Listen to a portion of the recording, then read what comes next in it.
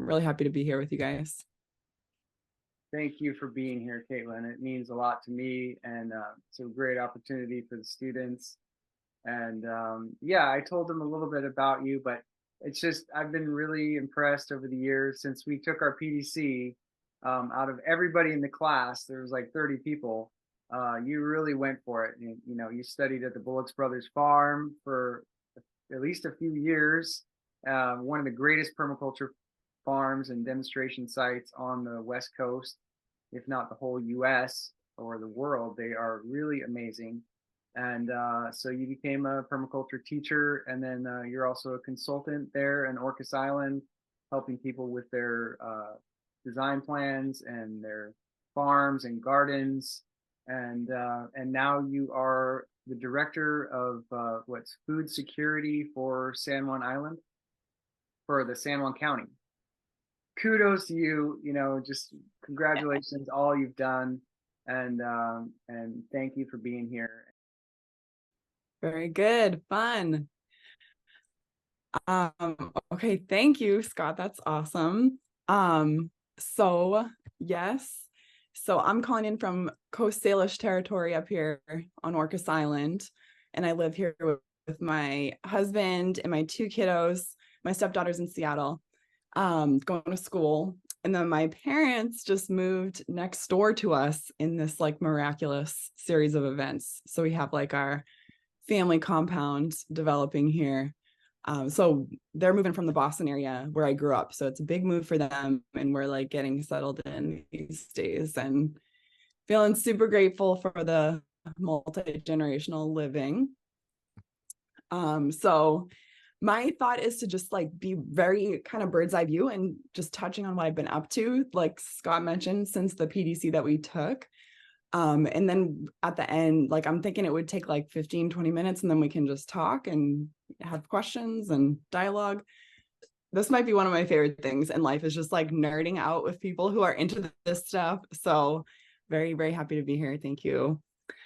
A permaculture concept that I really, really love and that I feel plays into my life a lot is going from patterns to details, back to patterns to details, back and forth in this iterative process. So I will stay at the patterns level, and then in the dialogue at the end, you guys can dive into details where you're interested.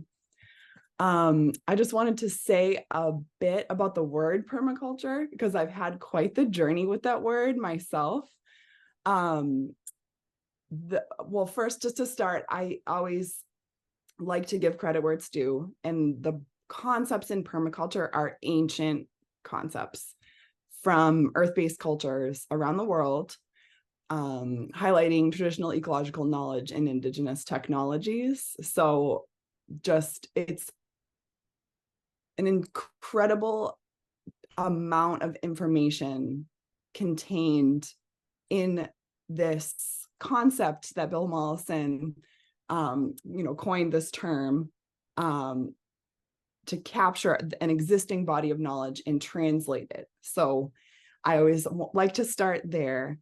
And I don't know if anyone can like actually describe permaculture. Like even, my teachers at the Bullocks, they're like, on any given day, it's a different definition that they give. So it's like such a fluid thing. But what I really like is the design of beneficial relationships. I heard that a long time ago, and I wish I could tell you who said it. It was on a podcast in this like fleeting sense, and I didn't catch who said it, but whoever it was, I really love that definition. And that's how I think about that in both the visible and invisible structures that we're working with in our systems. So yeah, so I'll just touch a bit about my experience in life and in my livelihood living since I took this permaculture design course with Scott. So you might recognize this guy. Can you guys see my little mouse right here? Look at that guy. Well, that was before we had gray hair, I think. So tinkering with something as usual, creating some genius invention. So we took, Scott and I, like he said, we were in this permaculture design course with Toby Hemenway. That was really quite the mind-blowing experience. It was set up where it was one weekend a month for 6 months, and it was all inside. There was no outside. It was just like theory, like intentional inundation of theory. And it really kind of like caused something to shift in my brain. And I was like, yep, this will be the direction I am heading.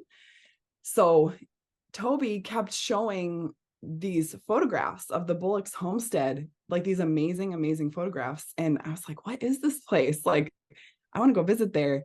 And like right at the end, he said, oh, they have an internship program.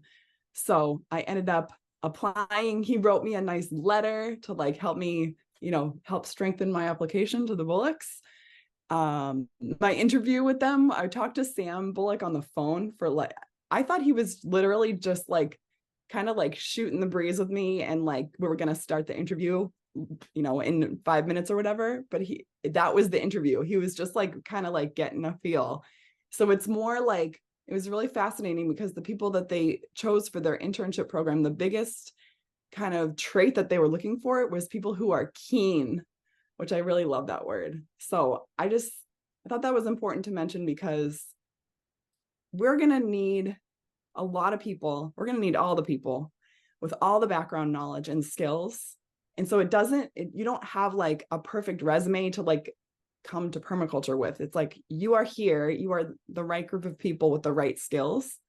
So I just really encourage you all to have that confidence that you're keen and you're curious and you're here to figure it out together. So I do want to say another little point about, because we're going to hear from Larry later. He was one of the guest teachers in Toby's class, and he was just hilarious, like given the downloads in this memorable way. And he was another really helpful concept that he shared, among many, was we are not growing vegetables. We are creating the conditions for vegetables to happen. So I've thought of that a lot, like to try to unwind my brain from this kind of Western approach of like essentially forcing something to happen, and backtracking from there and really questioning and observing and trying to establish like what conditions are needed for life to thrive, life on all the different levels. So I just loved that phrase from him. So yes, took this amazing course, went up to visit the Bullocks on Halloween when the entire island, it looks like a legit movie. People do not joke around. I think I put, down here, there's an example, like costumes were a very big part of my life at the Bullocks. So that's part of permaculture too. There's always the talent show at the end of the PDC. It's a hoot. And just a bunch of the stuff that Jim was talking about, it really rang true, and especially about abundance. So I would say that where my experience in Toby's class was this like really full-on immersion in the theory. When I lived at the Bullocks, I was there for 4 years through, cycles, the wheel of the year, and really like integrating. And what felt like to me was I was remembering how to be an animal on the land and use my senses and be responsible to this land that was feeding me. So yeah, I think it's the main takeaway I had from that experience was the Bullocks are like little beavers. Like they're like you're saying, they're never in a rush. I've literally never seen them rush, but the work is getting done. And so they're just like, boop, boop, boop, boop, bring your snips, prune over here, move this, carry this, chat, chat, chat, joke, joke, joke. Like it was this entire system and way of life and mindset of abundance that really, because I lived there for 4 years, I was able to integrate on like all the levels. So it's hard to capture. I was like going through some photos, and it's just, deep, deep friendships. Like basically we're an extended family at this point, and it's like, I don't know, several hundred people that they have impacted in this internship program. So this was really instrumental for me. And Scott got to come up and visit. It's just an amazing place. They're in a different chapter right now, so it's not as open to the public, but there are certain opportunities that if anyone's curious, I could connect you, especially like on nursery days and stuff like that. So again, all kinds of details here, but pattern, 4 years at the Bullocks after my PDC. And then a certain election happened, and I was thinking maybe my lifestyle choices of unplugging from this regime might not be enough. And around the same time, I became pregnant, and this is my stepdaughter right here, in charge of these young people. That makes me think in kind of a different way, like, what are we doing for these young people? So a friend and I started the Orcas Women's Coalition. And so we were able to do a lot of amazing things. So it is, it's kind of in a bit of a dormant phase right now, but amazing things were accomplished. And that was really on the fly, deep dive learning about community organizing. So that's a whole realm unto itself too, but it's a blast. There's Marguerite. That's the other woman who started that with me. And that's my husband, Zach, right there. Okay, so then when I was going through my pictures, of course, it's like all pictures of plants and babies. So I just had like a million pictures of my kids. I'm like, well, what the heck? This is my real job. This is my primary work on this earth. So how do I kind of like balance this activism, organizing, and like always bring my kids along with me? So, they've been in protests since before they were born, and it's a good scene. They're into it. But yeah, this is just a slide of lots of baby pictures. And this is before babies. Zach gave me chocolate, and I was like, there might be something good about this guy. So there we go, on the ferry, lots of ferry travel. Okay. So then this is like kind of asynchronous. These things are kind of happening at the same time, but I tried to clump them together a bit. This started before babies and continues to the current day. My friend Patrick, who's right here, and Kai right here, when I left the Bullocks, my friend and I were having these dreams of like, oh, of course we'll be able to rent a beautiful homestead with a fenced garden and abundant water and a clawfoot tub. Like, obviously that's what will happen. And that did not happen. Like, there's no housing on Orcas Island. It's a crazy scene up here. And it was really hard to come by land. And so, as a working person, it's a different set of options. Like, we have a really extreme income disparity in this county. That's the most extreme in the state. And it's like the 10th in the country. So it's kind of like, if you're not a landowner, you're a little SOL for if you're looking to grow food, like in a garden aggressively, which I'm seriously loving that phrase. But that being said, I did find a rental thanks to the affordable housing program up here, which is amazing, called Opal. And my friend, who was my housemate at the time, he was starting the food co-op. And so he wasn't able to grow in this space up here that belongs to Kai. So he was like, hey, you should talk to Kai and Patrick. There's really good infrastructure and water. So it was like, okay, we don't have the housing and the clawfoot tub, but we have the garden available to us. So Kai has to go to Kai, and then we're good for the lease for the year. So he generously opened his land to us in 2014. And the first year, I think, Scott, you were there for that. We basically sheet mulched the entire garden. Like, it was a lot of organic matter. It had been pretty, I would say, abused by the previous renter. And the soil needed a lot of love. So we did some serious sheet mulching, and friends would drop by at like just the right magical moments. And it was like a ton of food happened. It was super fun. Besides the 1 carat lease agreement, the only rules were we have to be having fun and no shitty coffee. So we tried to abide by those Kai's rules. And yeah, it was just a blast. And so we sat down that winter and we were like, what just happened? Like, it seems like this is a good scene. So my friend Patrick coined the term participatory agriculture. So kind of like a play on CSA, community supported agriculture. This is the crew and the customers are the same group of people. So it's gone through many iterations and like so many evolutions. This is our 10th year of having the program. And now we have like 130 130 people.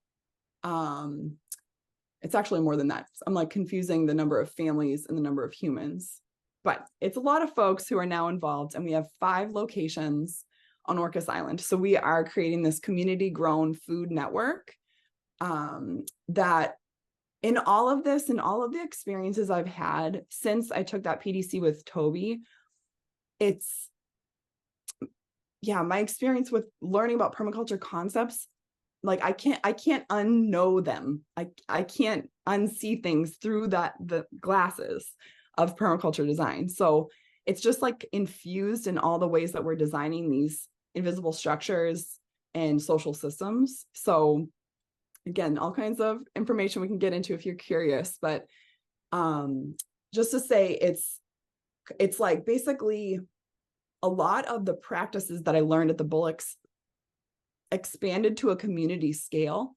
So we're really interested in sharing this model out kind of open source. We don't want to expand necessarily, but we're really interested in replication. So yeah, it's similar to the way that the CSA model is out in the world for anyone to utilize. We really would love to see this just kind of catch on and have it on this palette of options of how people can have their hands on the land and reintegrate into these systems and remember, like my mom had this amazing experience. We were doing seed saving with corn that my friend is breeding this beautiful variety. And so she was sitting there with this dried corn cob, kind of picking off one kernel at a time with her thumb. And she was like, this is going to take forever. Like, what the heck are we doing? And then she got distracted, like helping one of my sons. And she looked down and her hands were doing this, getting the kernels off the cob. And she was like, I did this with my great aunt in New Hampshire when I was a little kid. And that was like a very mind-blowing moment for both of us, because if you had asked her to recall in her memory how to do this, she couldn't do it, but her body remembered. So that example really, I could go down that rabbit hole super hardcore, but basically I think that because we are in a situation where a lot of these lineages of knowledge have been either severed or are like really kind of on the brink, we do still hold that information in our bodies and in our DNA, because how else would we be here if we didn't know how to interact with our environment and plants around us? So if we're all kind of sharing what we remember, we can start to stitch that back together. Thank you. You want to say hi? This is my older son, Sterling. Hi, Sterling. You want to sit here with me? All right, we'll see how this goes. Okay, I'll just leave that there. I love this program so much. It really is becoming an amazing thing. So more on that later if you're curious. And there's also on our website right here, there's a 3-minute video that does a beautiful job of capturing kind of the spirit of the program. And there's a ton of information you can read about how it works. So there's that. And then the last thing I wanted to mention, so I guess it was right before the pandemic started. In 2019, I'm on the Ag Resources Committee for our county. And that's like a citizen advisory body that the county council can go to, like, hey, what do you ag people think about this? Like, how would it impact you? What do you think we should consider? So in that group of people, we came to the realization that there was this feeling of like putting out fires all the time and like not being kind of like out of sync with each other in our efforts. Like everyone's working their butts off in the local food system, but how do we become more coordinated? So this idea of a food system plan really rose to the top. And the really super quick bird's eye view version of that is, right. So that was the end of 2019. And then the pandemic hit, and up here, there were empty grocery store shelves. And, you know, people were pretty acutely aware that if the ferry's not running, if the supply chains are gunked up in any way, we're kind of the first impacted because we're super rural and super remote. So there was this burst of interest in OCPA, the farm program, and also donors coming forward and saying like, hey, what do we need to do to be a more resilient community? So we got a private donation from a family who lives here on the island that we were able to leverage with this USDA grant to create this whole effort. So we did a community food assessment that's like a snapshot of where we are in the county. And then we are working with an amazing consultant, Maggie Adamek from Terrasoma, to create this food system plan. So the main goal of this is to equitably relocalize the food system. And there, of course, again, there's lots more here. But I would say the way that I have found the way to actualize permaculture theory, for me, the way that has made sense is through food and through the local food movement. And I will also say that a really major goal of this food system plan effort is to build regional connections. So to have localized food systems that are connected in this strong web with other regional, like neighbors, other local food systems that are neighbors to us. So a piece of that is I really like this phrase called moving at the speed of trust that Adrienne Marie Brown wrote. She's an amazing human, if you know her work, emergent strategy, among other things. But she said that phrase and it really stuck with me.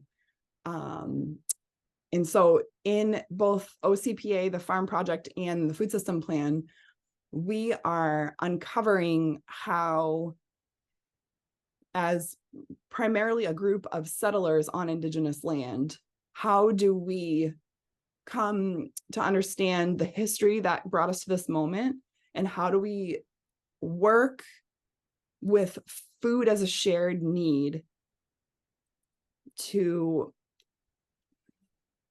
look at how we move forward together as neighbors that are all in one place. Like, there is a very hard to come to terms with history that I think about every single day. And an element of life that feels actionable to me in building healthy relationships, and that, again, that design of beneficial relationships, is the food system. And so, it's really trying to be in solidarity with the Indigenous food sovereignty movement is a huge component of what we're up to in OCPA and in the food system plan. So, I think that was it for my slides. There's some contact info. This is like personal email and work email. And I'll go back one if it'll let me. No, there we go. That QR code should, if you do a little picture with your phone, it should bring you to the website. And there's a listserv thing there. So I mean, there's so much. I feel like, what's in the matrix? Is it the blue or the red pill? I can't remember what he actually chooses, but if you take the one that lets you see the matrix, it's like you can't go back from that. So I just am so excited that you all are here and like forming this cohort of people. You're going to be super bonded over this experience, and just really excited to see where this leads for you. That was amazing. So I remember when we took the PDC with Toby Hemenway and Larry Santoyo, who you'll meet later today. And Toby Hemenway, rest his soul, such a beautiful, intelligent human being. Larry would always say, so many people, they just get stuck in the theory and they don't actually do anything. in their life. You know, that most people are not like guerrilla gardeners, you know, like Matthew here. They're not activating, and we need activation. And so he would say, you know, just get out there, lose an eye, like lose a finger, like break your leg, like have a story when you're old. Like you encourage us to activate. You know, I was already activated. You know, I was already teaching workshops around the world in natural building and so on. But I really admire, and I just see so clearly what you've done, Caitlin. It is just right on the money. This is exactly what's needed, and you're just super activated, and looking at all the different projects over the years. I mean, it's really something else, something to be proud of. Thank you.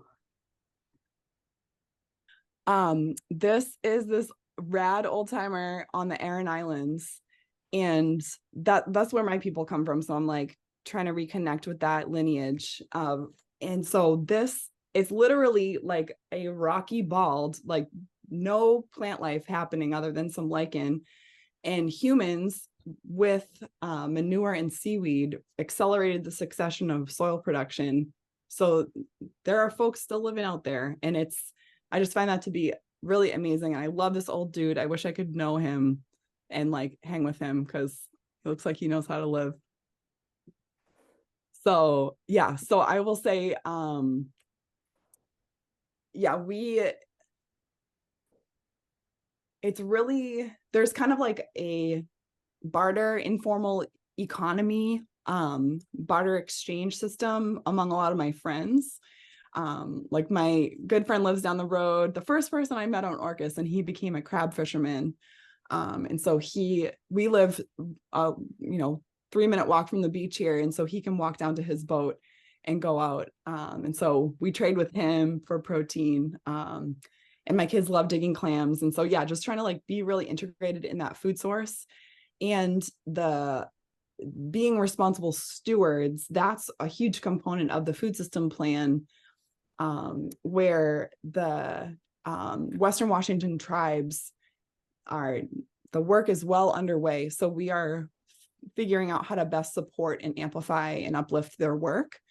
And I think in all of this, because like you said, because we're a system of islands, it brings like this certain acute awareness of impact. And it's a scale you can really wrap your mind around. Like our community is about 5,000 people. The boundaries are very defined. You know, we are on this island together. So yeah, I've had a lot of dreams and like a lot of thinking about whales and where they are, and kind of like a rubric that I fall back to is like, is this choice good for my children? Is this choice good for the whales? And that seems to like lead in a good direction. So. Well, just again, the social permaculture and seeing what you're doing, and just everything you're talking about has to do with community and being organized and being cooperative together, and just how important that is. You know, I when I formed this course, you know, I had some specific goals that I outlined yesterday for the students here, and what I noticed was that it just didn't seem right having it without the guest speakers. So it was kind of like I created the course, and then I realized, oh, and I know all these amazing people that have all taught me so much, and instead of me like repeating what they said to you guys, the class, I'll just bring them in. And as it turned out, I mean, everybody who's been so generous, you guys, I mean, with their time, and they just understand that it's so important for even a small group like this, and only 10 students, you know, all these people come through and make time because they know that this is where the magic happens. So just acknowledging that it takes a village, you know, even to do a course, it takes a village to create a food system, and to create a, you know, regenerative homestead. It's not, no one is an island. They're part of your community. So if you're looking at selecting land or buying land somewhere, I mean, to me, like I've been looking around at land too, and 50% of it is like, well, who lives here? What are these people like? You know, are they a bunch of like, you know, cracked out, you people that I'm gonna have to worry about my security on my farm all the time, or is it like this is a cohesive community where they're bartering and trading and cooperating, yeah, the latter. Obviously, we need that for our survival and thrival. Mhm. Did you I'm say so glad thrival? Yeah, will. Sir Thrival. Or thrival? That's my new word. The thing that kind of sealed the deal for me of moving to the Bullocks, people were having fun. That's what convinced me. Like, and I lived at the time in Portland with a woman who was really into street performance and activism in that way. And she was saying, we have to make the revolution irresistible. Like, basically, we got to throw a better party. So in all this work, that's what I find. It's like folks who see the writing on the wall, see the problems, and want to do something about it with like-minded folks. And, coming from all kinds of backgrounds, like I mentioned before, it's not like you have to fit a certain mold, but having this shared desire to be creating the conditions for life to thrive. And I feel like that's like a super bonding trait that we can rally behind here.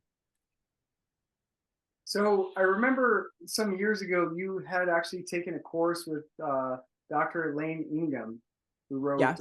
Teaming with Microbes and Teaming with Fungi, and she's a microbiologist, right? So can you share a little bit of like the practical summary for these beginners of soil creation, composting, and kind of how to know if you have good soil and have a well-balanced nutrient profile and microbiology profile?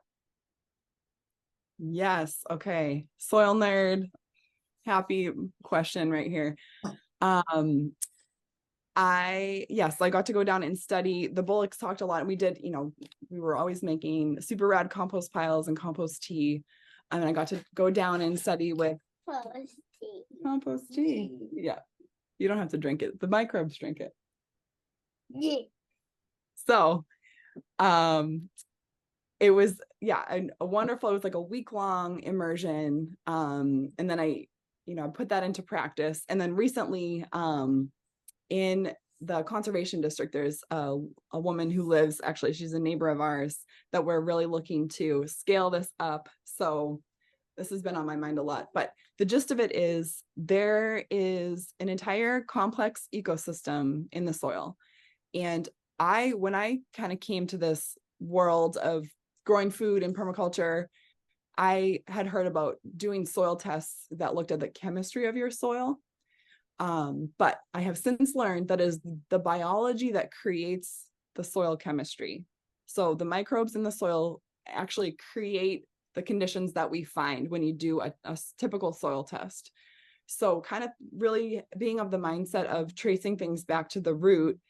If we, like Larry said, if we create the conditions for vegetables or whatever kind of plant or animal to grow, it starts with your micro herd in the soil. So there's a ton of resources out there now. There's amazing courses you can take online through the Soil Food Web School. But the gist of it is plants are drinking up sunlight and carbon dioxide, and Elane describes it as they're making cakes and cookies that it's simple carbohydrates that they put out through their roots, these exudates. And so in the root zone, strangely enough, it's like basically our stomach turned inside out is how a root functions. So there's a lot of parallels there with our like gut health and microbiome. But so there's this transformation. The plant is, building its own structure, and it has this like currency basically to exchange. So these root exudates, sugars that it can trade with the biology in the soil, like, hey, I'll give you this little cookie if you go grab me that magnesium I need over there. So there's like ways that the microbes can put those minerals in a bioavailable form and trade to the plant. And so it's this incredibly almost instantaneous response. So rather than, you know, me kind of lumbering around on the surface, like scratching my head, like, what's wrong with that plant? Like 3 weeks after the problem happened. If instead we can focus on having, like, inviting as many beneficial microbes to the party as possible, and then they are in this constant dialogue with the plants, that is an example of like creating the conditions. So yeah, there are ways that you can, like, for example, there's basically, my understanding is there's no soil that lacks in minerals. It is lacking in the life that makes the minerals available to the plants. So that's where we can really like zero in on our responsibility as animals on the land, is we have the techniques to be able to reestablish these micro communities in the soil. So things like building great compost piles and inoculating, like when you're, you know, in the state park and there's some lovely little like delicious fungal smelling sample of soil, tuck it in your pocket, bring it back, put it in your compost, and then that can thrive. And, you know, similar idea to inoculating a gallon of milk with a tablespoon of yogurt. So there are definitely ways that we can reintroduce life into soils, like Jim was talking about, in lawns or things. No, baby, not right now. I think that might be my alarm, my kiddo alarm going off. Okay. But, yeah, I would really encourage you guys to look into that. It's really, it was, you know, started off with Elane Ingam, and it's become this amazing, amazing organization. And then I think it's called ERC, Ecological Restoration Communities. Have you guys heard about that? No. It's really rad. It's like a way that people are organizing for, I think it's both like short-term and long-term projects to do restoration work. Yeah, and it seems like it's really impactful, and it's like leveraging groups that already exist. It's not trying to reinvent the wheel. I think it's worth looking into, and that I learned about that through Elane Ingam's work. Brother. I really appreciated you also acknowledging like the indigenous past towards gardening and how that's been for centuries. Because like when I was in the Amazon and Finland, I was like, wow, these are permaculture hectare gardens that have been around for centuries, you know. So I was just thinking about in Arizona, we were doing this film about the Verde River, which is one of the longest continuously flowing rivers in the desert here. And as you go out, like it starts from like deciduous trees like cottonwood and sycamore, and then it just, as you get further away from the water, you know, all of those plants are adapted for millions of years, but through water scarcity. But the elder was saying how, you know, the plants are also creating water, because, you know, like when the leaves fall on the soil and that develops a relationship with the mycelium, it's creating dew, you know, so the land retains more water with more plants too. So I thought that was an interesting concept I just wanted to bring up.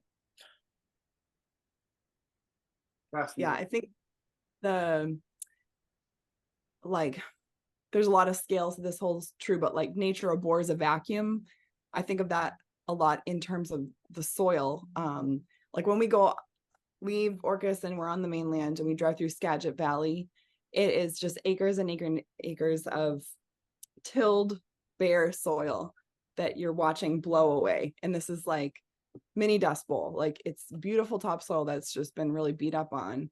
So in those conditions, this is really like a whole giant topic, but just to say, the more that we can have solar panels, basically plant leaves covering the soil, or, you know, soil armor, having living mulch or, you know, grass mulch or any kind of protection to the soil is a huge, huge benefit. And the most efficient place to store water in your system is in the soil. So, you know, far superior to water tanks and ponds. Like that's like the best bank that you can have. So caring for your soil and caring for its capacity to hold water is huge. So I love hearing that about the elders' words. Hey.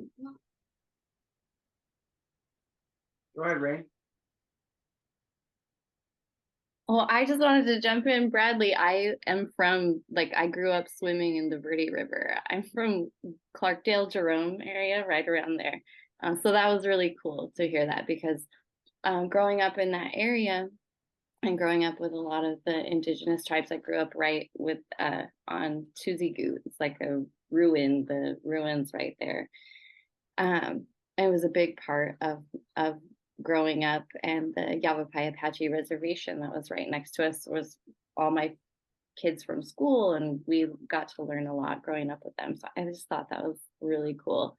And then Caitlin, I was wondering if anyone has maybe started to put this in the school system. My kids all go to different schools in the local area, but each school has a community garden that at different times has had people who are interested, and then it kind of, gets neglected.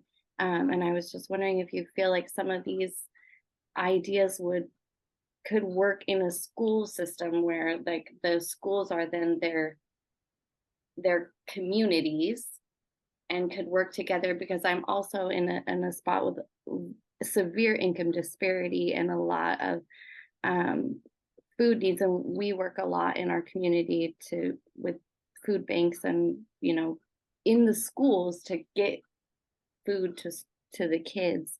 And yeah, I was just wondering if you could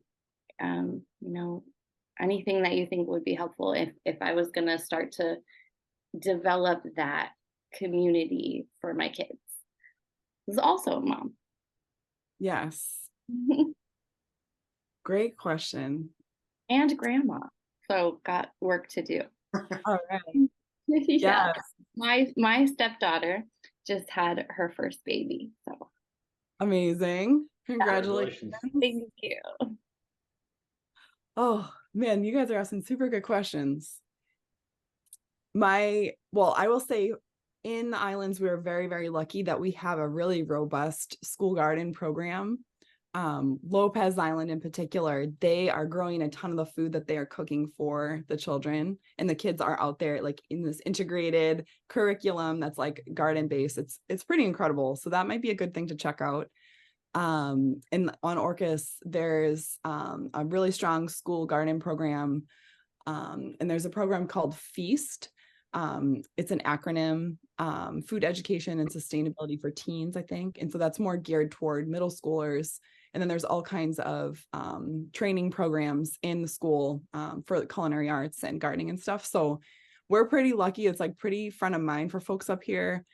You're causing me to think a lot about the farm project, the OCPA program, integrating more with schools.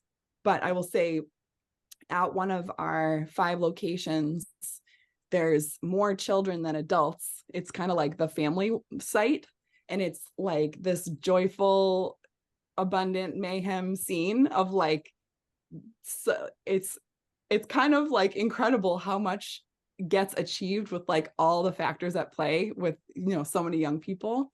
But there's a children's garden there, and we have it's called Seed to Sprout, which is kind of like supported through our county, through the SNAP Ed program in our county, that's trying to provide venues for preschoolers and their families to be on the land together and harvest and bring yummy food home. And there's like a tie-in with our local food bank about that. Oh, cool. So you said CPA? Is that, sorry? So yeah, Community Participatory Agriculture. Oh, it's the mouthful. Yeah. Participatory agriculture. So the other thing I wanted to touch on before you have to go, Caitlin, is I was turned on to Dr. Phil Callahan last year and read some of his books, and namely this one called Paramagnetism.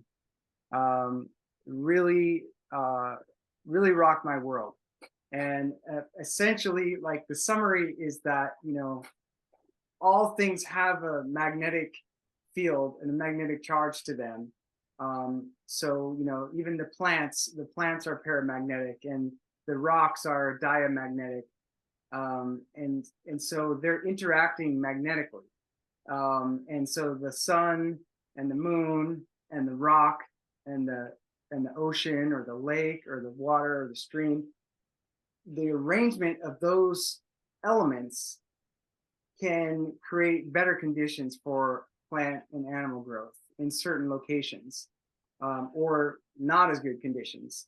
And so Phil Callahan was one of the first academics to figure out. He's a scientist, he figured out how to measure this stuff. So he's using like sweat soaked or seawater soaked piece of hemp with like some connections to it, connected up to a meter. So he's using it like an antenna and measuring some of the electrical fields, the magnetic fields, right? And also measuring it in the soil, and it gets crazier. So he actually did some trips to the Amazon jungle area. I think it was Phil Callahan, and he was able to predict if the next village down the river was going to be friendly or hostile based on the magnetism in the soil. And so, understanding that the whole like Eastern philosophy of like the yin and the yang and the elements, how to compose the elements in a space, and it really connects to science. So like feng shui and feng shui and vastu, the ancient understandings of how to compose the elements, they do connect to magnetism, paramagnetism, diamagnetism, and electrical fields. And you got to check this one out. It's worth it. Very cool. I see Larry. Larry. Hi, Caitlin. Hey, Scott. Hello. Good to see you Welcome. guys. You Thank you. too. Thanks for having me. I was eavesdropping for a little while I set my stuff up. Well, yeah, this is sort of a reunion. I explained to the class, that we were in your class, Larry. What was it, 15 years ago or something, and just how influential you were, and how much fun we had, and all the lessons really stuck with us. And Oh, that's so sweet. You guys are old. and guys are getting old. what Caitlin's done, right? she's just crushing it over here, I just looked at her website stuff that you said, and I was really impressed. I'm kind of jealous and so proud. Thank you. You are very influential. I was saying to Thanks. Scott, I'll take that as a compliment. yeah, it was meant as a compliment. But yeah, we were saying like, how cool is this for you to come? Because I know like a lot of folks in my family are teachers, and it's really hard when you send your students off into the world and you don't necessarily see them very much. And so to be able to kind of circle back around and For sure. People always ask about that too. It's like, I just, I have friends, so I'd rather pick up something on the plane and read an article about you. I think that's the best way to stay in touch. Perfect. All right. Well, I feel like this is a good time for me to sign off. Thanks, everybody. Well, thank you. Have a wonderful journey.